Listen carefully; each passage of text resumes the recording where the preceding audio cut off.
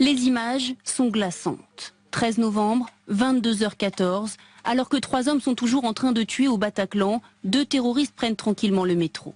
Sur ces images exclusives de vidéosurveillance que nous vous dévoilons, on aperçoit Abdelhamid Abaoud au premier plan et un suspect encore aujourd'hui non identifié, montant dans le métro à Montreuil, juste à côté de Paris. Celui qui est présenté comme le coordinateur des attentats a l'air très décontracté, main dans les poches, il prend son temps.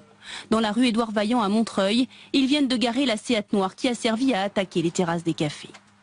L'expédition a commencé la veille à Bruxelles très tôt le matin. La même Seat noire est garée rue d'Alost dans le quartier de Molenbeek. 3 hommes montent à l'intérieur. Il est 3 h du matin le 12 novembre. Les enquêteurs croient reconnaître Brahim et Salah Abdeslam ainsi que Mohamed Abrini.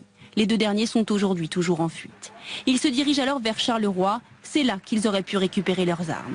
Peu avant 16 h, ils quittent la ville et se dirigent vers la France. À la frontière, ils retrouvent 2 autres voitures, une Clio et une Polo noire, toutes louées par les frères Abdeslam. Ils s'arrêtent dans des stations-service vers 17h40 à la frontière franco-belge. On voit distinctement sur les vidéos Mohamed Abrini et les frères Abdeslam descendre de la Clio avant d'entrer tranquillement dans la boutique. Dans la Polo, 4 autres membres du commando.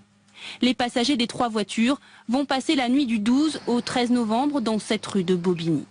Le lendemain, le jour des attentats, les 3 véhicules se dispersent. L'Apollo part au Bataclan avec au moins 3 personnes, Omar Ismail Mostefaï, Sami Amimour et Fouad Mohamed Agad. La Clio se rend au Stade de France, puis est abandonnée dans le 18e arrondissement. Dans la Seat, le commando des terrasses avec les frères Abdeslam et Abdelhamid Abaoud.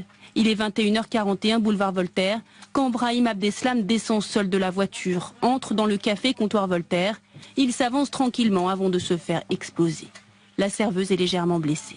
Leur commando aura fait 36 morts, 130 au total ce soir-là dans Paris.